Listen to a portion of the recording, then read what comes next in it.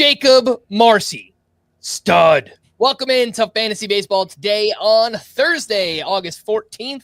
I am Frank Stampfl, joined by Scott White and Chris Towers. Today on the show, welcome back to Hunter Greene, who looked great in his return. We have a few prospect promotions, some buy or sell, and much more.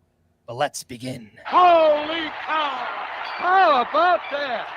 All right, Chris, those slugging Marlins, kick us off.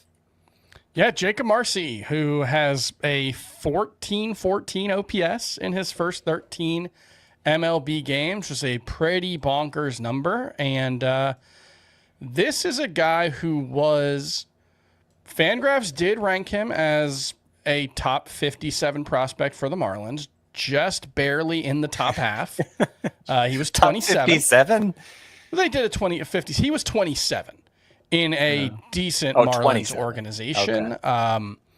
When Baseball Prospectus ranked the top 500 prospects in baseball for Dynasty back in May, Jakob Marsee was not on the list. And he has a 14-14 OPS in his first 13 MLB games. I think you could say it comes as quite a shock. Although, frankly, it would come as quite a shock if he had been the number one prospect in baseball, because I looked over the past 10 years, there have been 636 hitters who have made their major league debut and had at least 45 plate appearances in their rookie season, and 6 of them have had an OPS over 1,200 in their first 13 games with a minimum of 45 plate appearances. So it happens about 1 every 100 MLB debuts. You get a performance this good. And there are some big names there. Pete Alonso, Yordan Alvarez, those are superstars. The rest of the list is a little less impressive. Davis Schneider, remember his crazy start? Austin Meadows, who was a very good player. I've actually comped Marsee to Davis Schneider on the show. Austin Meadows was a pretty good player for a couple of years before injuries. James Outman had that one good half season. And then this is a fun throwback name. Remember Yarmeen Mercedes? Oh yeah. Gosh. His bonkers run, which is all to say that this is not proof that Jakob Marsee is even a major league caliber player. You can have this kind of stretch and not be a great hitter, but he does a whole lot of things pretty well.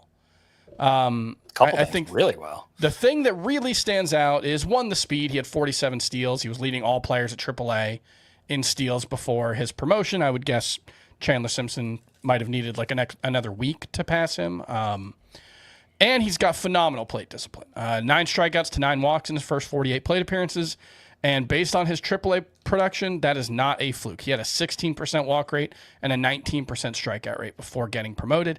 And even when he was awful last year, truly terrible, hit 200, he still had great plate discipline. And he has swung at just 10% of the pitches that he's faced out of the strike zone so far this season at the major league level. And he has made contact on 89% of the pitches that he has swung at in the strike zone. Those are both elite marks. I don't think the 93 mile per hour average exit velocity entering today before he hit 2 home runs is real. He had an 87 mile per hour average exit velocity coming into the season at AAA, but 87 miles per hour would probably be fine for a player with Jakob Marsee's skill set. It's about average. It's not like pitchers can just get away with pounding fastballs in the strike zone or, burying it out of the zone. He's a discerning hitter who can make you pay if you make a mistake.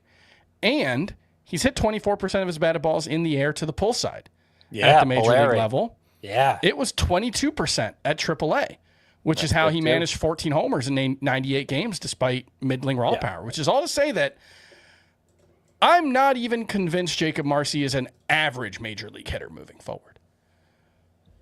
But I think there's a chance he's at least average. Mm-hmm. And if this is an at least average player, I think you could be talking about a median outcome that looks like, the good Lane Thomas years, maybe a little less power. I think Lane Thomas did have a close to 30 homer season, but like that Lane Thomas, TJ Friedel, but maybe with a little more speed. Those kind of outcomes, I think those aren't like particularly high-end outcomes for him. I think that's probably something like a median outcome. And, some of the higher-end outcomes could be really fun for Jakob Marsee. So I think we're at the point where any league that counts steals as a separate category, he's got to be rostered. I think that's especially true in any league that counts on base percentage instead of batting average. Points leagues, probably not. I think it's going to be hard to call him a top 36 outfielder or, top 45, whatever, if you want to include the util spots, but it's not impossible. Yeah, certainly the upside is there. When I wrote about the 5 surprising hitter call-ups earlier this week, I had Jakob Marsee as high.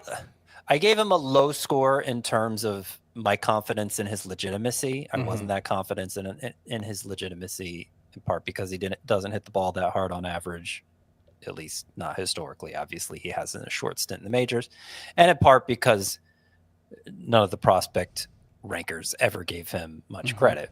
So low confidence score there for Marsee, but I gave him 3 out of 4 baseballs in potential utility for 5x5 league, or I'm sorry, for points leagues. And I gave him 3.5 out of 4 baseballs for potential utility in roto leagues. So, I mean, he scored the highest of any of the 5 hitter call-ups as far as utility if things go right. And what could things look for? How could things look for Jakob Marsee if they go right? Because you gave the comp you gave was more of a median comp, right? A high-end comp for Jakob Marsee, I think, would be like Isaac Paredes with speed. Isaac Paredes with 40 steal potential, and Isaac Paredes is a must-start player in his own right. Can I give you another name? Sure. What Jarren Duran did last year? 21 homers, 34 steals. Not 111 runs. I'm trying to get comps that include how good of a walker he is. Yeah, that's Jarren Duran doesn't have that. That's one place. And like Spencer Steer walked 11% of the time, struck out 21% last year, 20 homers, 25 steals. I could see that. You're hoping for a better batting average. Yeah. The key is going to be how he angles the ball off the bat. And you gave the pull error rates for Marsee in both the majors and minors. And if he continues to do that, then I think there's definitely a possibility he's for real. Obviously not to the extent that he's performed so far, but to the extent that he's going to remain a quality fantasy contributor. And at 50% rostered, I think that he's a must-add player just to see where this goes, right? As hot as he is in his first 13 career Major League games. I mean, I'm looking at some names that are more than 70% rostered on CBS, guys like Spencer Steer, Jung-Hoo Lee, Lourdes Gurriel, Zach him out of there.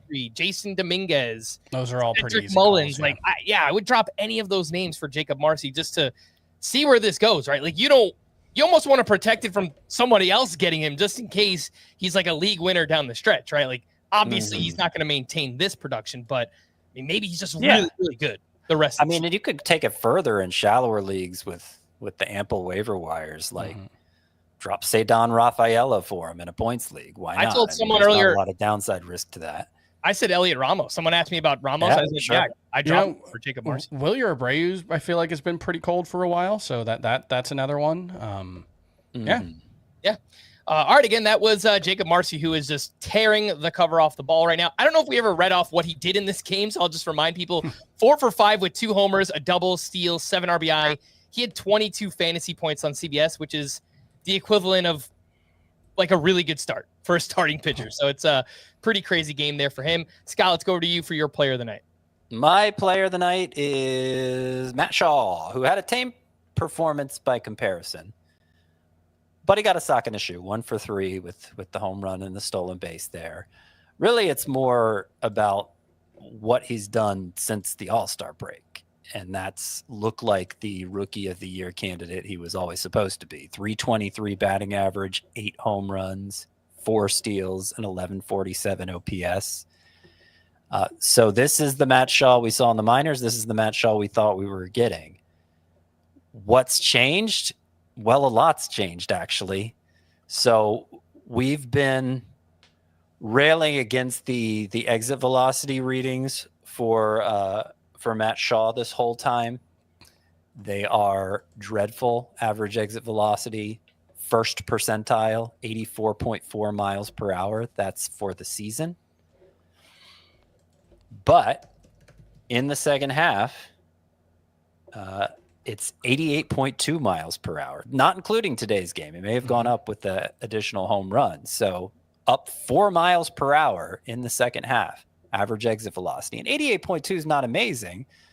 But, Chris was saying Jakob Marsee could make 87 work. I think Shaw could make 88 work, especially because the other big thing that's changed for him, that pull air rate, 29% in the second half. That's elite. For the season, it's about 17%, which is slightly above average. It's going to need to be closer to elite for him to be the power source he projected as, even with the 88 mile per hour at exit velocity. But you know what? He's doing it. And it makes sense that he's doing it, given his pedigree, given his minor league track record. And I think given the state of third base, which has been, it's probably been, I mean, second base doesn't have as many high end threats, but second base, I feel like goes deeper as far as useful options goes. Third base is the shallowest in terms of useful players. So if you don't have one of those studs, or you've been suffering without Austin Riley or Royce Lewis has never lived up to your expectations. I know Matt Chapman has fallen off a lot. I think Matt Shaw, he could be your fix, and it could be a permanent fix. This might be the start of a great career for Matt Shaw, and he just needed that first half to kind of find his footing. I know he had talked at one point about how he kind of made some changes to his swing in anticipation of higher velocity in the majors, and he may have just kind of put himself in a bad spot to start out his career, but he seems to be on the right track now. Yeah, it's a position that definitely falls off once you get outside the top 10 or so at third base. Matt Shaw, 59% rostered. Another thing I like is that he's only sat twice since the trade deadline when they acquired Willie Castro. We didn't know exactly how that playing time would be divvied up. And Matt Shaw is still playing a lot, and they need him because a lot of that Cubs lineup is not hitting outside of Matt Shaw right now. So I'll run through a few names here that have emerged lately, or just guys that we've talked about recently. Would you take Matt Shaw or Colson Montgomery? I think Matt Shaw. I take Matt Shaw. I think it's a broader skill set, and I have more trust in him sustaining what he's done recently. Colson Montgomery, you can understand him having this sort of home run binge because he can hit the ball much harder than Shaw can. But when the home runs slow down, which they will have to, I'm not sure what else is there for Montgomery. Yeah, the one thing I would note with Shaw is it's a really small sample size, and that's obviously true of any since the All-Star break sample size, but in his case, it's 53 balls in play with the higher pull rate, 49 coming into today, so that's what the pull rate number was based on. He has... Sorry, I had the number.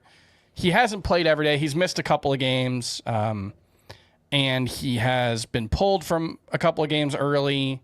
He's come into a couple of games as a pinch hitter. So he's something less than a full-time player. So it's 68 plate appearances, whatever, since the All-Star break. I agree, Shaw over Colson Montgomery. That feels everything that Scott said there. It's still a very small sample size for a guy who was pretty bad in the first half. Totally. Yeah, but I just think with the prospect pedigree that he has, obviously we should be encouraged by what he's done here, albeit in a small sample. Two other names. Would you take Matt Shaw over Noelvi Marte? I believe Marte did have a Little League home run today. I believe. Did he really? Did he really? Yeah, you guys didn't say it was very funny. I saw the one in the Orioles game. I didn't see Marte's. Now, I like Marte a lot too, and he's been hitting great. So what he's actually did today, 2 for 4. that makes him 10 for 21 with a home run and a double in his past 5 games. So he's really taking to that right field spot for the Reds. Of course, maintains third base eligibility, which is why you're asking the question. I like Marte. I hesitated there. I would take them both over Colson Montgomery, but I think the added speed element for Shaw has me leaning his direction. And is Marte playing every day? I guess so. Last I looked, he was. Yeah, I believe he is. Yeah. It's Okay. Austin Hayes has started to lose some playing time there because he's scuffling. The wrench that's been thrown in is that Miguel Andujar is like crushing the ball for them, so they're finding ways to get him in the lineup. But Marte has sat out 2 times in August so far, and nothing before that. So maybe like every 5th or 6th game, something like that. Marte might sit out here. And I should probably point out, like, Marte's not a 0 for steals. I just think Shaw's better. And last one here, would you take Matt Shaw over Carlos Correa, who has gained third base eligibility? Yeah. I think probably. In points league, I might go Correa, but they're both pretty fringy in points leagues anyway. All right, a big welcome back to Hunter Greene, who looked great in his return against the Phillies. 6 shutout innings with 6 strikeouts, 0 walks, had 16 whiffs on 85 pitches. Slider looked nasty as always. 9 of his 16 whiffs came on that pitch. Velocity looked fine. His fastball maxed out at 101.2 miles per hour. Actually mixing a few more splitters in the start as well, so that was pretty interesting. When he's been on the mound, he's been awesome this year. It's 3 earned runs or fewer in 11 of 12 starts. And overall, a 2.47 ERA, a .93 whip. There's not really much else to add here outside of welcome back. We're happy you're back, but we could have a legit top 12 SP rest of the way here in Hunter Greene. We sure could. It's exactly what you want to see and must start going forward. I did notice the increased splitter usage on his rehab assignment as well, so it was interesting to see that carry over. It's been a pretty good pitch for him and gives hitters another look. So I don't hate it. All right. Download and follow our 10-minute podcast, FBT Express, wherever you listen to this podcast. And big thanks to those watching live. Make sure to hit the like button and subscribe on YouTube as well. Let's take a break, and we'll be back right after this. You can always count on Sundays with the NFL on CBS and Paramount Plus. So even if you can't count on accurate expiration dates, That is a rookie mistake. or people appreciating your fashion sense, Jim, the crowd is not on board here. you can always count on Sundays with the NFL on CBS, streaming on Paramount Plus. Glad we wear our good jerseys. Welcome back in Fantasy Baseball today. Let's run through the news and notes. I mentioned up top we have 2 prospect promotions to talk about. The Cubs are promoting their top outfield prospect, Owen Casey, on Thursday. He is 23 years old, a second-round pick back in 2020, having a big season in the minors, hitting .289 with a .389 on base, 22 home runs, .955 OPS, and hitting the ball extremely hard. Very exciting prospect. Where will he play? Yeah. Well, he'll play Thursday. Now, In Toronto. The timing of this is funny, I guess is the word I'll use to describe it, for a couple of different reasons. One, it is the day before we'll be at the 45 days left point, which means the day before. If the Cubs just waited one more day to call up Casey, then they would for sure preserve his rookie eligibility next year. Seems like the reason they're calling him up Thursday is the last game of series in Toronto. He grew up in a Toronto suburb. Very sweet of them to do that. But it does mean they're probably going to send Casey back down at some point so that he doesn't get that 46th day of service time that'll cost him rookie eligibility for next year. So I imagine he'll be in the lineup since this is kind of being done mostly for sentimentality reasons. But I think the playing time will be sporadic for however long he sticks around. He'll just kind of sub in and out. He's a good prospect. Don't get me wrong. I mean, the full season numbers are great. Since the start of June, Owen Casey, that's Caissie, by the way. Owen Casey, 343 batting average with 15 homers and 1118 OPS. That's in Strikeout rate's 49 down games. strikeout rate's down to like 19% in that stretch too. Yeah, I mean, that's good because most of his minor league career was up near 30. He hits the ball very hard, as you pointed out, Frank. That's always been the case. Like, Owen Casey as a prospect has always stood out most for his power potential. Mm-hmm. It's just that potential was the key word there. For some reason, he wasn't turning it into home runs. But that's changed this year, and he is definitely deserving of this opportunity. It's just how much of an opportunity is it really given the state of the Cubs lineup? Mm-hmm. I wonder if, like, Kyle Tucker's been so bad, Seiya Suzuki's been struggling, Ian Happ hasn't been great. I do wonder if we get like an IL stint from one of those guys just to kind of give him a soft reset and give Casey some runway. But other than that, I think it's very unlikely he makes an impact. So if you have the roster spot to play with, I really like Owen Casey as a prospect. But I probably like the 15-team roto leagues is all I'd be looking to add him in. It just would not make sense for them to keep him up the rest of the season. It just, the problem is if you send him down, you got to send him down for at least 10 days. This isn't a situation where they could send him down for one day and then call him back up. It's not actually how it works. Unless somebody goes on the IL during that period. And that would also that would trigger an immediate grievance and probably cause some friction if they did that. Yeah. Like I saw someone speculate, they'll just send him down 2 days before the end of the season. And it's like that's asking for a grievance. Mm-hmm. Teams never lose grievances, so it doesn't matter, but it's not like a precedent you want. That's kind of like, it's awfully sweet of them to do this because they could just wait the day and then have no concerns about any grievances being raised. Yeah. Mm-hmm. And the Cubs would never, manipulate service time. It's not something they. Well, that's the thing is the Chris Bryant situation. They lost that grievance, even though that was like the most obvious example of service manipulation in Major League history. Yeah. So, yeah. The Mets are also calling up pitching prospect Nolan McLean to start Saturday against the Mariners. And he is a 24-year-old prospect, third-round pick back in 2023. And this year in the minors, a 2.45 ERA, 1.13 whip, tons of strikeouts. He also walks quite a bit. Any deep league interest in Nolan McLean? Really interesting talent, I think. Yeah, he is. And the strikeout rate is pretty modest there for the season, but it really took off. Let me see if I can pull up the number real quick. Nolan McLean's final starts at AAA.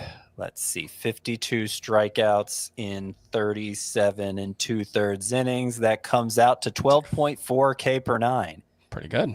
Yeah, and he's had an elite ground ball rate the whole time, about 55%. So you love that combination of missing bats and keeping the ball on the ground. He's not the biggest name prospect, although his stock has obviously gone up this year. Brandon Sproat, who came into the season as a much bigger name, was also in the running to start this game, and he's got off to a horrible start at AAA, but he's turned his season around too. I think there's a good chance we'll see him at some point over the last 6 weeks here. But McLean right now getting the first nod, and I think absolutely worth a look. I can't think of a format where you wouldn't be looking to add an interesting starting pitcher. So I think that applies for all formats. Yep. He was the number 34 prospect in Baseball Prospectus's midseason update. Nice. And he was 53 for Fangraphs. And Baseball Prospectus said his sweeper might be the best swing and miss pitch in the minors right now. So that's pretty neat. All right, again, that is Nolan McLean. Definitely has more utility than Owen Casey at this point, but we'll see what happens with that Cubs situation. A couple other news items here. Oneil Cruz was placed on the 7-day concussion IL. He collided with his teammate Jack Sawinski in the outfield on Tuesday. Cruz has been struggling for a long time now as well. Since the start of June, hitting 187 with a sub-600 OPS, 32% strikeout rate. So, I don't know how long he'll be on the IL. Yes, it's 7 days, but concussions can be tricky. Just hoping that he can come back at some point and finish the season strong following all these struggles here. Josh Hader will seek a second opinion on his left shoulder and will be sidelined a little longer than the 2 weeks. That's according to the Astros. And of course, they would never, ever lie about injuries. We know that about Houston. Manager Joe Espada said he's not naming anyone for the ninth inning. Well, we had a save opportunity right away here on Wednesday. Bennett Sousa entered with 2 outs in the 7th inning, 2 runners on, a 4-run lead to face Roman Anthony, so left on left. He struck him out, stayed out there for the 8th to face the heart of the lineup. Another clean inning there. And then Brian Abreu got the 9th. He allowed 2 hits, but picked up his first save of the season. I still lean that Abreu will probably get the majority here, but I could see them mixing and matching if there's lefties coming up in the 9th. Maybe they save Sousa for that kind of situation. Yeah, I mean, they could. And, obviously he's not officially naming the closer. It's rare for a manager to officially name a closer these days. So I don't read into that a lot. Part of the issue is that apart from Abreu, the best 3 relievers otherwise are left-handers.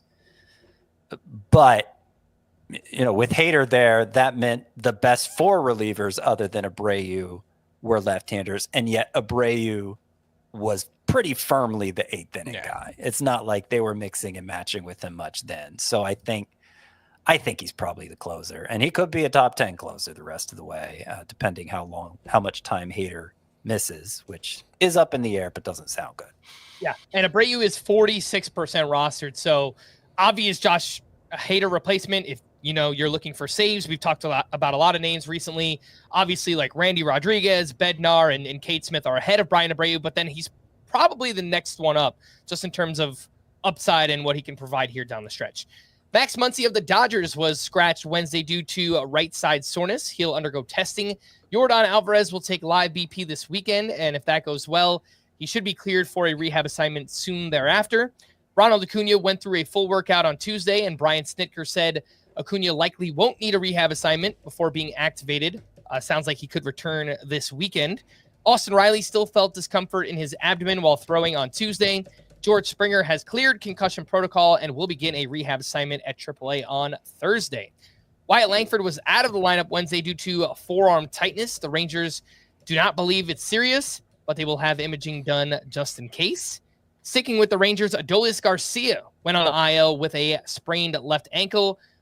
Evan Carter was recalled and actually had a pretty good game here. We'll talk about him in a bit. Matt Chapman was out of the lineup due to right-hand soreness. Bryce Terang back in the lineup after leaving Tuesday with a finger injury. Per Brian Hoke, Paul Goldschmidt has a low-grade knee sprain with inflammation. According to the Yankees, Goldschmidt said he hopes it will be, quote, short-term absence and that he can avoid the IL. But if he does go on the IL, obviously that is good news for Ben Rice.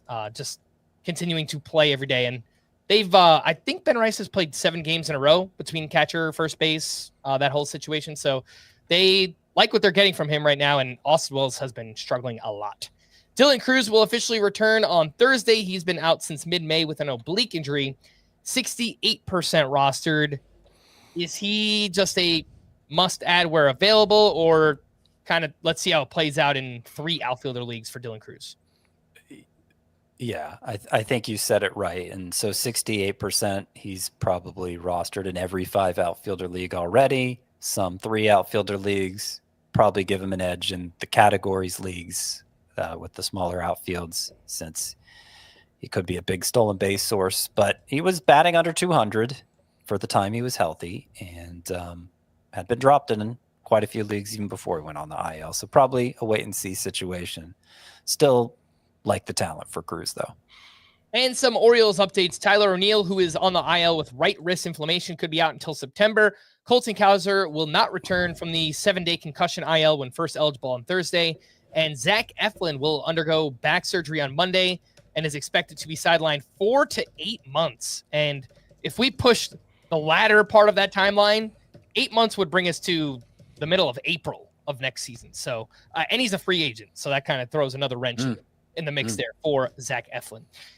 All right, guys, I don't think we've done this at all this season, but let's have a little waiver wire triple threat match. All right, I've got 3 shallow league outfielders. 3 men enter. Only 1 can win. Sal Frelick, another big game, 2 for 3 with 2 walks, 4 runs, and his 18th stolen base. He is having a big second half here and just a really solid season overall. He's 73% rostered. Ramon Laureano continues to hit 3 for 4 with his 17th home run, 12 games with the Padres, 333, 2 homers, 2 doubles, 2 triples, 10 RBI, and a 1,000 OPS, 67% rostered. And Jurickson Profar really picking things up as well. 3 for 5 with 3 RBI and a steal. And so far in August, 279, 3 homers, 3 steals, 13 walks, and an OPS over 1,000. So your 3 contestants, Profar, Laureano, and Sal Frelick, who emerges from the triple threat match? I want to first apologize to Jurickson Profar. I wasn't familiar with your game when on Sunday Frank brought you up, and I was very dismissive and said he should probably be dropped at this point. He was struggling for a while there, but he was picked up recently. Yeah, and the overall numbers, still didn't look great, but he was at the end of a 40-point week in head-to-head leagues. So probably not a good time to say, I should probably be dropped. I'm of course familiar with Profar's game. I was doing the Shaq meme thing. You had to be there. Anyway, I think batting leadoff for the Braves, getting on base a ton. Like I hate to split the baby here, but Profar clearly for me in points leagues, he's 3.22 even prior to today's game where it went up 3.22 head-to-head points per game. That puts him a little ahead of like Randy Arozarena in point per game average. So certainly for that format, but in Roto, I think I have to go Laureano, just because, he's been so good for terrible plate discipline, so that holds him back in points leagues. But he's been so good for so long. Let me see if I can pull up the last 365 days. We're now at a 298 batting average, 23 homers, 880 OPS, and that's just 117 games over those 365 days. So not a full season's worth. 23 homers and an 880 OPS. It just keeps getting better. It's only gotten better since he joined the Padres. The one thing I will say that I'm pretty surprised about with Jurickson Profar is the 5 stolen bases in 40 games. That's like a 20 steal pace, which would be, I would get. He had 11 last year, something like that. Did he even have that much? Sounds right. So that's pretty surprising and gives him a nice little boost in a Roto league. 10 steals last year. Okay, yeah. I still think I agree. I'd go Laureano ahead of him, but that does make it a little less clear cut. And then Frelick's just weird. Because I don't think he's a 900 OPS bat like he's been in the second half. No. There's some playing time risk there just because they have so many similar guys. So I think I would put him third. All right. He's kind of Nico Horner of the outfield, I feel like, which is Stephen Kwan. He's Stephen Kwan. Yeah, kind of. Yeah. So I think he's part of this discussion. I think he belongs here. I don't want to be dismissive of him. But he is, I agree with Chris. He probably brings up the rear. And what if Jakob Marsee just comes running in late with a steel chair? Does he just kind of knock everybody out and take the title here? In a Roto league, I might be inclined to just take him and just do I'll admit that it's a little bit of a mystery box thing with him. Right. What makes it hard to answer is that Roto League, in theory, he's the best because of how many steals he could give you. In theory, he's the best in both, I guess, because of all the walks he can give you. But it's how certain are you of that? Mm-hmm. It's that it gets back to that low confidence level I have in Marsee. Mm-hmm. And Roto Leagues are deeper. You can't afford to miss. You can't afford to drop Ramon Laureano in a Roto league. You could in a points league. Who cares? There's plenty of other outfielders out there. So I think I would put Marsee behind both Laureano and Roto and behind Profar in points, but he might be second for me among these players in both of those formats. Sure. All right. So I don't think we have a clear winner for the triple threat match, but obviously lots of analysis. So make your decision based on Jakob Marsee came in. Jakob Marsee came in with a chair, and they had to DQ the whole thing. It was a mess. Yeah, it was no contest there between that group. But all obviously interesting players and guys that are playing well right now. Any waiver wire interest in these hitters? 2 Rangers. Evan Carter returned with a nice game from the IL, 2 for 4 with a double and his 13th steal, and should get plenty of run with Adolis Garcia on the IL. And Jake Berger launched a home run here, his 12th of the season. He's only started 3 of 6 games since coming off the IL, but we know that he is someone that can get hot in a hurry. Any interest in the two Rangers? More Carter than Berger. The speed has been really surprising for Evan Carter. 13 steals in less than 200 plate appearances. Did not expect that. And he still has a good approach at the plate. It's just he's just not hitting for power, and I'm not sure where that's going to come from. So I still think there's some long-term upside, but I think Carter's only really a deeper league roto player. All right, and then some deep league names here. Joey Ortiz got in on the fun here. The Brewers, by the way, what do you know? Another slugfest, another win. They are undefeated in the month of August. Ortiz in the month hitting .391 with 7 doubles, 12 runs, 11 RBI, and 2 steals. Miguel Andujar is raking with the Reds, 2 for 4 with his 9th home run, hitting .370 with 3 homers and a .1247 OPS so far with them. And a big game for Graham Pauley, who plays for the Marlins. He went 4 for 4 with his 4th homer, has 3 of his 4 homers in the past 6 games. And he was a prospect of note a couple of years ago, had a huge 2023, not so good last year, came over from the Padres in the Luis Arias trade a few years ago. So very deep league names here, but do any catch your eye? Joey Ortiz, Miguel Andujar, Graham Pauley. I think Andujar I probably have the most interest in. He's begun to inherit the at-bats that Austin Hayes is losing now that he's fallen into a pretty deep funk. And you always like to see a hitter with kind of fringy power go to Cincinnati. Presents an opportunity. This most homer-friendly ballpark presents an opportunity for him to do more with that. It's it is a deep league sort of recommendation. We're talking well below the Jakob Marsees and Jurickson Profars and all of them. But, if he's going to play this much, Andujar, with Cincinnati as his home park, there's a chance he's useful. He has 578 plate appearances over the past 2 seasons with 13 homers and a .293 batting average. I could see a world where Miguel Andujar on the Reds is like a 15 homer guy who helps you in batting average. I could see that. I don't think it's a super high priority ad, but yeah, I think he's interesting. Yeah, and in those deeper 15-team leagues where you need corner and 5 outfielders, he has third base and outfield eligibility. So kind of interesting what Miguel Andujar is doing right now.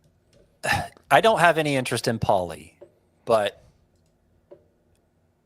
it's raising an interesting thought for me about the Marlins.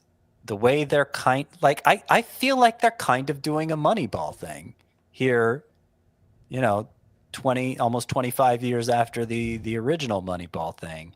And I brought this up before where I feel like, Moneyball, the message of Moneyball, there are a lot of messages of Moneyball, but one of the biggest messages of Moneyball is that players were being evaluated more on like their pure athleticism, how they looked. We're not looking for Fabio here. That's how scouts were evaluating players, and they were ignoring the more obvious the more obvious data point of how the player actually performs, right? And I feel like we're kind of doing something similar here 25 years later, where we're looking at the underlying data points and kind of ignoring the top line data, just how productive is he? Does he produce? So in both cases, it's but does he produce? 25 years ago, we were fascinated by the physique.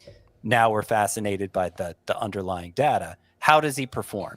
And the Marlins have gone out and acquired these guys who have performed great in the minors. Kyle Stowers, Jakob Marsee, Graham Pauley.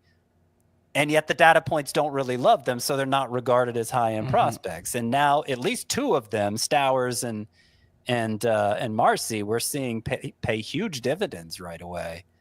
And it's almost like too simple to believe that could be an approach that works. But I wonder how much by design it is. They're just targeting players. Yeah, they're productive. They're undervalued. This is a market inefficiency. Let's go for it.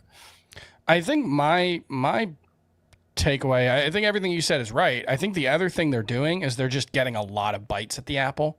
Like every trade they've made was like a 4-for-1 deal. And so they're not getting like can't miss obvious talents back for Luis Arias and all those guys. But like I think Marsee was in the Arias trade along with Graham Pauley. That sounds right. And Dylan Head, I think. Yeah. And I think Head was actually the biggest name, but injuries have been a problem. But what I like is they're just, I don't know, let's get like 17 guys who are probably quad A players. And if 4 of them become average major league players, that's a win because you're getting them for basically nothing. So I think they're finding easy wins, and that's not something that the Marlins have ever really done. So as a fan, I'm happy to see them taking these kind of swings and just looking generally like an above average major league franchise in a way that they've never really done, at least on the organizational side. So just as a correction, Marsee came over in the Luis Arias deal, and Pauly came over in the Tanner Scott deal. I was just going to say that. Yep. Yeah. So, my bad. I traded with the Padres too much. Yeah. Let's take our final break. When we return, I have 2 deep league waiver wire pitchers, 4 hitters who are reminding us that it's a long season and they might finally be coming alive. We'll talk about that right after this. The most original musical ever is now streaming on Paramount Plus. I'm just giving the people what they want. Better Man absolutely sizzles from start to finish. Better Man, now streaming on Paramount Plus. Welcome back in Fantasy Baseball today. 2 deep league waiver wire pitchers. Troy Melton got a spot start here for the Tigers, and he pitched well again at the White Sox. 5 shutout innings, 1 hit, 0 walks, 6 strikeouts. But I don't think he's going to get another start. I could be wrong about that, but it sounds like they were just giving their starters an extra day of rest. And Shane Smith looked pretty good on the other side. 5 shutout, 2 hits, 3 walks, 5 strikeouts, 15 whiffs on 92 pitches. Any deep league interest in Troy Melton or Shane Smith? I think Melton's super interesting. I just don't know if he's like everyone's fine in their rotation. And so I'm not sure they're going to pull anyone from the rotation, but he's stretched out. So any injury in the next week or 2 could give him an opportunity. And they're pitchers, they get hurt. So it's entirely possible that I would say it's pretty likely that an opportunity comes up at some point between now and the end of the season. I think he's a name just to remember for last year too. Next year too. Just like tuck that in your back pocket, and hopefully Troy Melton gets a shot because he's looked pretty good. It's a really small sample, but the minor league numbers are good there as well. So could just be more of like a long-term name there in Troy Melton. Shane Smith, I still think there's talent here. He got a bunch of whiffs. I know the Tigers lineup is scuffling quite a bit. It's just, will he get wins? Is he going to go deep into his starts? Probably not. But I mean, this is 2 great starts in a row after a rough patch there for Shane Smith. Where I was completely out because, there's so little margin for error for a White Sox pitcher to begin with.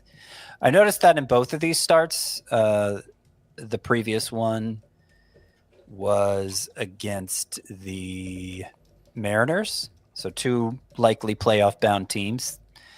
Fastball's played really well. He's gotten a lot of whiffs with the fastball in both of those starts, and I'm not really sure why, and it's a sample of 2, so maybe there's not a good reason why. But something to keep an eye on for Shane Smith. I agree. I think there's talent here, even if he's not particularly useful at the moment. 4 hitters reminding us that it is a long season. Just last week, I basically buried Brian Reynolds. Well, guess what? He's back from the dead. 3 for 4 with a double dong, 5 RBI here, and looking much better in the second half, hitting over 300, 910 OPS. William Contreras, 2 more hits, 2 more walks, 4 RBI. Updated second half numbers for him, 323, 6 homers, 22 RBI, and a 963 OPS. Michael Harris, Scott, how about that Braves, what was it, like 3rd or 4th, 9-run inning here? The Mets, crazy. That was their first 9-run inning, I believe this is right, since 2020, the famous 29-9 game in 2020. Updated second half numbers for Michael Harris, by the way, 366, 7 home runs, a 1078 OPS. And Marcell Ozuna got in on the fun, hit another home run, 2 for 4 with his 20th home run, 3 RBI.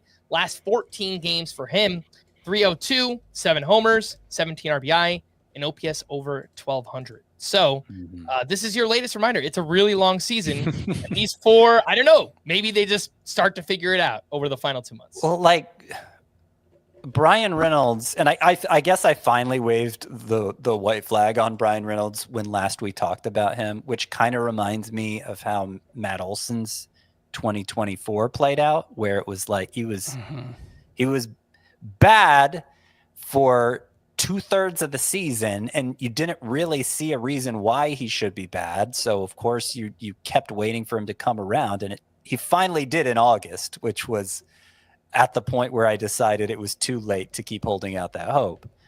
But it's never too late to hold out hope, I guess, at least not when a player has that lengthy of a track record. So Reynolds is probably must roster again. There's a very good chance he just keeps this going through the end of the season. Harris, same thing. I've pointed out how Harris changed his stance to the one he had in the minors, holding his hands up by his ear after early in his major league career dropping it in front of his chest the way Acuna does. And it seems like it's helped fix whatever opposing pitchers were exploiting against him prior to that change, and he's mashing again. I've made the joke multiple times this season that P. Crow-Armstrong had space jammed. He'd monstered Michael Harris, and Michael Harris got it back. He touched the basketball because P. Crow-Armstrong's terrible now. Michael Harris is red hot. So clearly there's only room for one of them to be good at a time. Keep that in mind moving forward. There's a lot of – it's so funny. It's so funny because, like, you could not say anything negative about Pete Crow-Armstrong a month ago. 3 months ago, you could not say anything about Pete Crow-Armstrong. You would be burned at the stake for doing so. He was God's gift to baseball, and he has 2 bad weeks. 2 bad weeks, and now Cubs fans are like, bench Pete Crow-Armstrong. Like, what? Like, too bad. Like, it's not even that I'm bothered by their reactions earlier in the season. I'm over it. You know, clearly Pete Crow-Armstrong sustained it for much, much longer than I expected him to. It's more like normalize not caring what happens over a 2-week sample. So this is one of those things with baseball fans that I just like. I see some people who are like living and dying with every game, and they're like, I'm miserable. The Yankees, and it's like, is this baseball, brother? There's 162 of them. Like, this is the beauty. The beauty of it is that you're not supposed to get upset.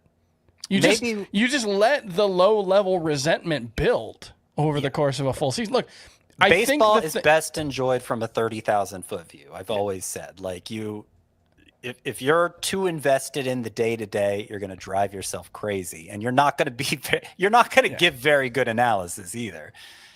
I will say, with regards to Pete Crow-Armstrong, there are certain players, Giancarlo Stanton, when he was the best player in Marlins history, used to get this. There are some players that when it goes wrong for them, it goes so wrong that they look like they don't belong.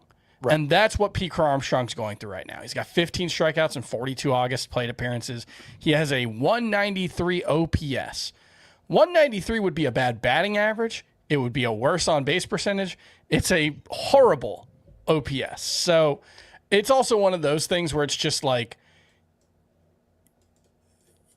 I understand that reaction for Pete Crow-Armstrong because he's going to be that kind of guy, I think, where it's just his approach is so bad that when it's not working for him, he is going to be just a disaster. I finished. Were you done with your thought? Yeah, it's just he's always going to be streaky, but he's going to be streaky in a way that's really aesthetically unpleasing. And that's something I used to say a lot. I don't know why I stopped saying it. I guess I just said it too much, but now it's been a long time since I've said it. That profile, the poor plate discipline guy, which of course Harris fits into this category as well. Like, part of the reason I hate investing in them, and they're more common now, so it's hard to avoid, but I used to hate investing in them so much. I'd avoid them like the plague, because when they're slumping, as every hitter does. They're giving you literally nothing. Yeah, there's no other. There's a fallback plan. Yeah. Yeah, and it's so you lose faith in them. You cut them. It just feels like you can't trust yourself to manage that properly. And so Crow-Armstrong's going through a stretch like that. Like, look at what Crow-Armstrong did last September. It was similarly horrible after a great August. And that's part of the reason I was so far out on him coming into the year. And obviously he bounced back from that. He's going to bounce back from this too. All right, let's quickly run through some buy or sell questions that I have for a bunch of pitchers here. Seth Lugo is potentially going through a rough stretch right now. 4 innings, 7 runs, 6 earned, 4 walks to 2 strikeouts, 2 homers allowed. That's 2 very bad starts in a row. But even if you look at the 6 starts in the second half, 7.42 ERA, 1.78 WHIP for Seth Lugo. So buy or sell, Lugo is falling apart. I've only been saying it would happen for 17 months. So I don't know. Like I had kind of resigned myself to just being completely wrong about Seth Lugo forever, because I'm going to stick with my process. And my process is his peripherals were bad and he was going to be bad. And up until a month ago, that was extremely untrue about Seth Lugo. I buy it because I've never bought him as an ace or anything close to it. This year, his strikeout rate went down, his walk rate went way up, and his quality of contact got worse. And up until like 3 starts ago, he had a lower ERA than he did last season. I don't understand, but I think he's a 4 ERA pitcher. Cade Horton had another strong start, this time at the Blue Jays. 5 2/3, 1 hit, 1 run, 8 strikeouts, 11 whiffs on 82 pitches, and 5 starts in the second half for him. It's a .32 ERA, a .71 whip here for Cade Horton. Buy or sell that he is a must-roster pitcher. He's already kind of close. He's 78%. .32 ERA is somehow like more impressive than a 0 ERA for me. I don't know. It's just so hard to hit a number below 0.5 like that, or even below 1. Is he must roster? I saw this line, 8 strikeouts in 5 2/3, 11 whiffs on just 82 pitches. Okay, he missed a lot of bats.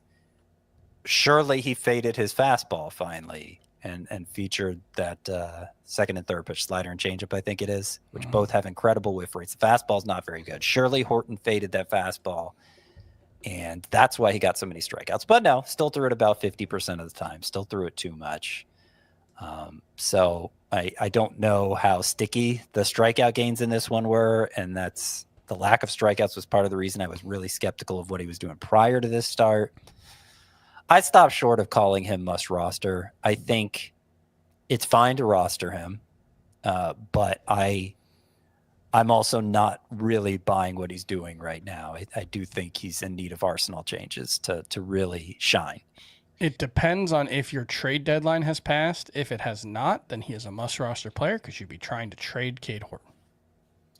I like the talent here, and obviously he had a lot of plastic pedigree. I do think that he's going to be limited at some point. He just hasn't thrown that many innings, and he has an extensive injury history. So he's already been limited. I mean, he looks really good. And he threw 82 pitches today. Yeah, and I think his last 2 starts, he was right around 70. So I did not flag him when I wrote about 18 pitchers who were coming. He only threw like 30 innings last year. Restrictions. Yeah, you're right. I don't know why he slipped by me. I only spent hours and hours narrowing down the list of 18. There's only infinite pitchers you have to go through. Next up, anything else? Yeah, Cade Horton, that is a concern for him. Workload, yeah. Next up, Brandon Woodruff, solid, but apparently on a pitch count here, 4 shutout innings with 4 strikeouts, only threw 65 pitches, and apparently that was by design because Woodruff was making his first start on 4 days rest this season. Buy or sell that you should be worried about Woodruff's limitations down the stretch.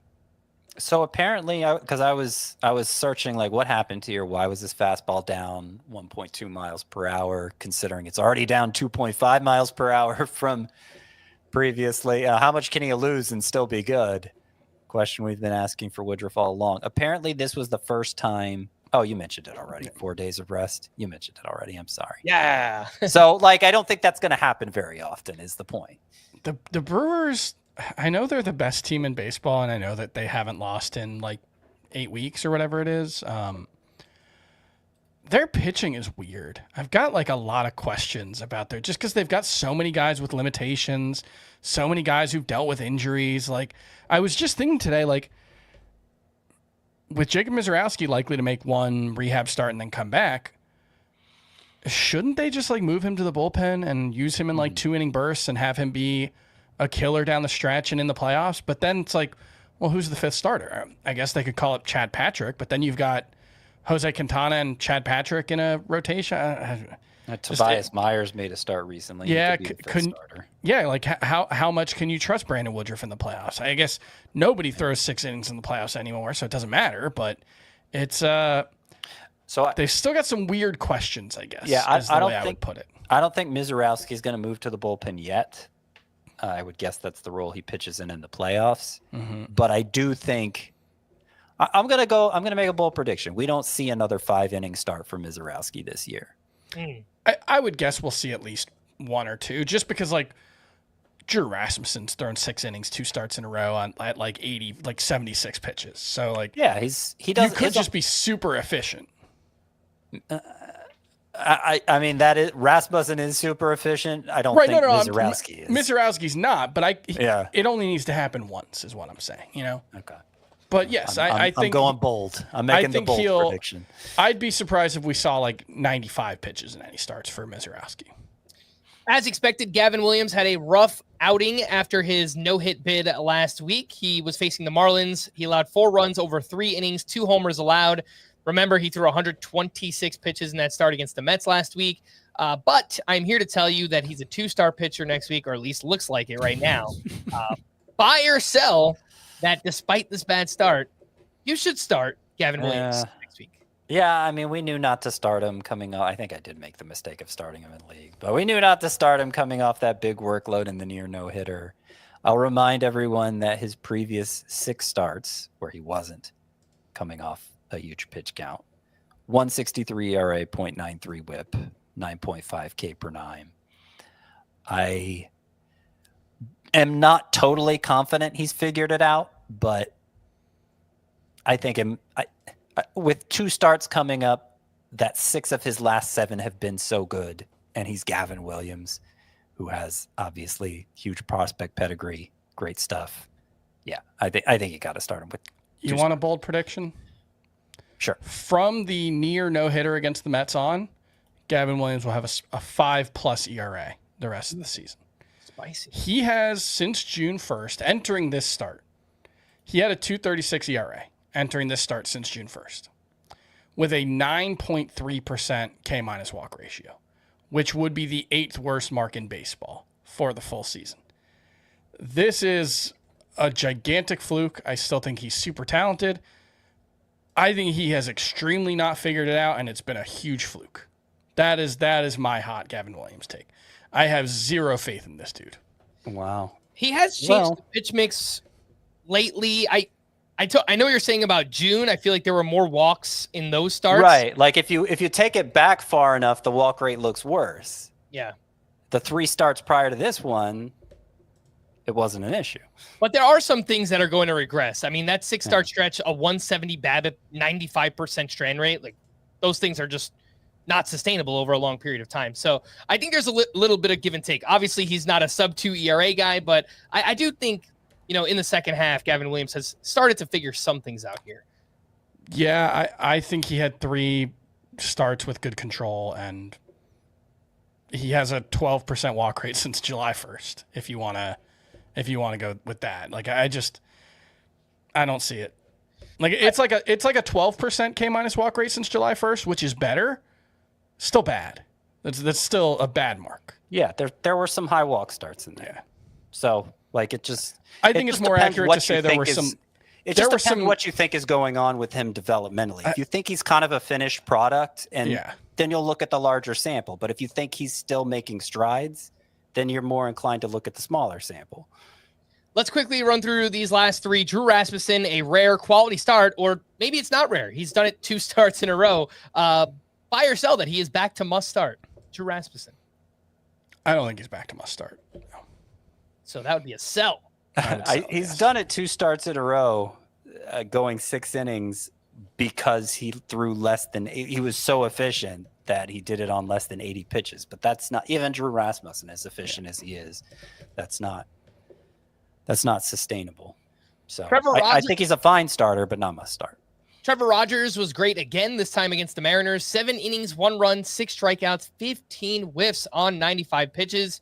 He's allowed 2 earned runs or fewer in 10 of 11 starts. Buy or sell. Rogers is a trustworthy SP3 rest of season. Buy? Let's see if question mark?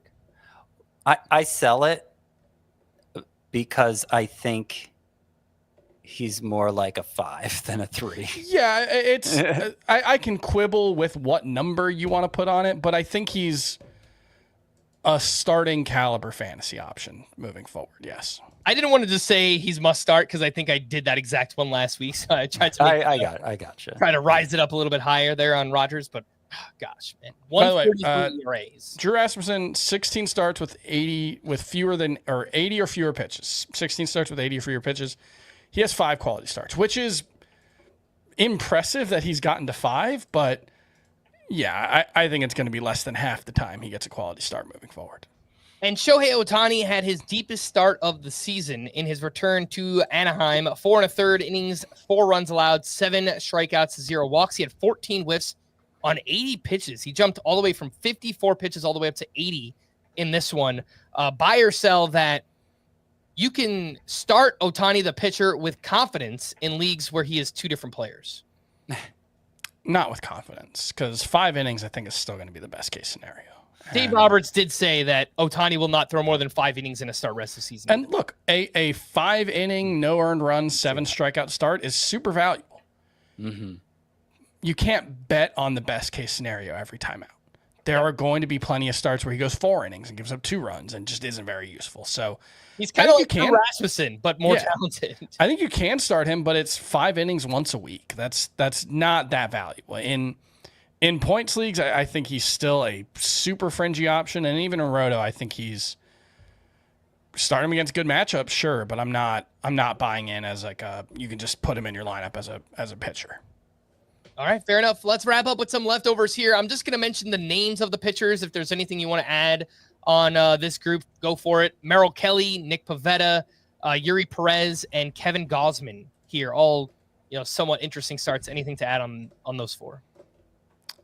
Yuri was good. He made 1 bad pitch to Gabriel Arias, and it was a 3-run homer. And there was also something going around on social media where like Jose Ramirez was showing the dugout what Yuri Perez does with his glove, depending on what pitch he's throwing, tipping his pitches, okay. In other words. It looked like Jose Ramirez was cluing in the rest of the dugout to that. And he has given up 5 homers in his last 2 starts. So. Right. That might explain why he had such a bad outing against the Braves in his previous start. But once it becomes known, like once it's circulating on social media, then certainly the team is going to become aware of it and put a stop to it. Mm-hmm. That's always going to be, if there's an issue for Yuri Perez, it's going to be home runs. He gives up a lot of fly balls. Gausman, I don't know if I've ever seen anything like this. He had 4 batted balls in this game with an XBA over 770. All 4 of them were outs. It's good defense out there. That is like a 1 in 4,000 chance that all 4 of, if you take the XBA 770, 790, 790, 850, if you take that at face value, the chance of all 4 of those becoming outs is something like 1 in 4,000. He's been getting very lucky lately, Kevin Gausman. All right, next group, Hunter Brown, Logan Gilbert, Joe Ryan, and David Peterson got destroyed by the Braves here. Anything stand out from those 4? Seemed like just a bad control day for Peterson. The 5 walks were uncharacteristic. He entered with 3.0 per 9, entered with a 65% strike rate on the season, which is pretty good. So I think it was just something weird that happened to him. And I think he's still fine as like a number 5 type in fantasy.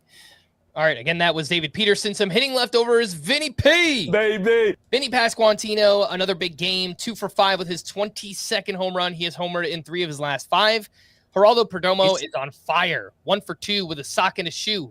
He's got 2 homers and 2 steals in his last 3 and having a pretty big second half. Ketel Marte with clutch homers in back-to-back games, 4 for 5 with his 23rd home run. He launched a 3-run go-ahead home run in the 9th inning with the D-backs down 1. So in the 9th, it was just clutch stuff there. He's so cool. And Junior Caminero did it again. Caminero! Ha! Ha, Caminero! 34 homers. He has 6 in his last 7. And Scott, we are 1 home run away from playing 1. The full lane. It'd be great if he did it on a Thursday, but they're off. I don't know if did you guys see the home run? No. It might have been the worst pitch anybody's made in Major League Baseball this season. It was like an 87-mile-an-hour slider, belt high in the middle of the zone. It was like the worst possible place you could hang a slider to a 70-grade power hitter. It was impressive, actually. I'm watching it now. Ooh. It's a classic cement mixer slider. That thing had nothing. That was a bad one. It was just backing up, man. Yeah, that was Miami. It's like he crushed it, but man, that was such a bad pitch. Oh, it had a 47-degree launch angle. That thing was high in the sky. My goodness, that's crazy. I just wanted to point out that Vinny Pasquantino, who we were kind of conceding on early in the year, he had a terrible April. Been pretty awesome since then. Since May 1st, Vinny Pasquantino is batting .284 with, I believe, 18 of the 22 home runs. That's going to be a 100 RBI season for him. The walk rate isn't where we thought it would be as he was coming up through the minors. He's not as good of an OBP guy, but he's a legit bat at first base. He matters. Yeah. I was trying to pull up his page to see what his pace stats are for the season before this game. I'm sorry, 287 since May 1st, not 284. 18 home runs. Vinny P is on pace for 29 homers and 105 RBI this season. That was before this game. So now he's on pace for 30 home runs. So good season. Yeah, getting 30 out of him would be pretty awesome. Some bullpen things here. Call to the bullpen for the Royals. Carlos Estevez got the 9th with the game tied. He gave up a run, took his 5th loss. For the Nationals, Jose Ferrer got the final 4 outs, picked up the win. For the Tigers, Kyle Finnegan got the 8th with a 1-run lead, facing 5, 6, and 7 in the White Sox lineup. He walked 1, picked up the hold. Will Vest got the 9th. Clean inning for his 18th save, and all of a sudden, Will Vest has back-to-back saves once again. Yeah, this is feeling like Vest and Tommy Kahnle earlier this year. And I thought Vest was better then, and I think Vest is better now. So I'm giving the edge to Vest. It worked out then. Hopefully it'll work out now. I will point out, though, Finnegan has, and there's actually been articles written about this by beat writers. It's a known strategy the Tigers have implemented to have him throw his splitters more and fade the fastball. So he might actually be a good reliever now and not just a de facto closer like he was with the Nationals. For the Cardinals, Riley O'Brien got the 8th with a 1-run lead facing the top of the lineup. He gave up 2 hits but got out of it. Jojo Romero got the 9th with a 1-run lead, gave up a 2-run homer, took his first blown save and 4th loss. On the other side for the Rockies, Victor Vodnik retired the side for his 4th save, and that's saves on back-to-back days. So in the deepest of leagues, NL only if you need saves, Victor Vodnik. For the Rangers, Phil Maton entered with 2 outs in the 8th, a 1-run lead. Man on first, he struck out Tyler Locklear, came back out for the 9th. Boom, all fell apart. Gave up 4 runs in that inning, took his 3rd blown save and 4th loss. Do you guys think Phil Maton still gets the next save opportunity for the Rangers? Man, your guess is as good as mine. I think he's still the best reliever in that bullpen, but it's not like he has a long track record of dominance, you know? Mm-hmm. He's had some pretty good years. For the D-backs, lefty Andrew Salfrank got the 9th with a 1-run lead, and he closed it out for his 1st save. Very deep league name there. For the Cubs, Daniel Palencia struck out 1 for his 16th. For the Orioles, Yanier Cano got the 9th with a 2-run lead. He was charged with 2 runs. Keegan Egan replaced him and got the final 2 outs. He wound up with the win. And for the Angels, Kenley Jansen got the 9th with a 1-run lead, picked up his 23rd save of the season. To stream or not to stream on Thursday, shorter slate, only 7 games. And honestly, not great options here. It's Bailey Ober against the Tigers and maybe Brad Lord against the Phillies. Ober's the only one I would consider. Yep. And then on Friday, we get Colin Ray against the Pirates, Nick Martinez against the Brewers. Honestly, forget it. Don't use Nick Martinez against the Brewers. Nope, don't do that one either. Charlie Morton against the Twins. Andre Palante against the Yankees. Jack Perkins against the Angels, maybe. Wait, why? Oh, because Savali got destroyed his last time out. And the Brewers are destroying everyone. And the Brewers are just destroying everyone. Okay. But Savali at Kansas City, I understand his last start wasn't good. The previous 3 were great. And it was It's against a bad the offense. Guardians, right? Yeah. Give up 9 runs. Look, you're forcing. Charlie Like, Morton, it goes without saying these are bad choices. What is the best of the bad choices? Charlie Morton is the best of the bad choices. He got destroyed last time out, and I think it was the same matchup. The Twins, wasn't it? I think the Twins are easier than the Royals right now. Twins kind of came back down to earth in this series against the Yankees too. The Twins are bad, but the Royals. I think Perkins against the Angels is fine. I kind of like the pitcher. Angels strike out a lot. The Angels do strike out a lot, but they're actually they hit well for striking out a lot. Yeah, they do. They pop some home runs. I would say Perkins and Morton of this group. I mean, I don't. Add Morton for me. I want to give myself the out. I want to. What is the best phrase to use? I want to have it both ways. I want credit if Savali has a good start. I don't want blame if he has a bad start. Because truthfully, I'm not starting Savali anywhere. That's not how it works. But that's why I don't like doing this segment. Is because I just want to tell everybody don't start these. Don't you notice? Don't you notice? I clam up when the relievers come up. Yeah. You could just say nothing. Yeah, Chris and I gave out a bunch of answers, like 2. The best of the bad options Friday, I think, is Savali at Kansas City. And we'll talk about it again tomorrow because tomorrow's Thursday. All right. We're going to wrap there. For Scott and Chris, I am Frank. Thanks as always for tuning in to Fantasy Baseball today. Please make sure to follow and leave a 5-star rating on Apple or Spotify. And we will be back again tomorrow. Bye-bye.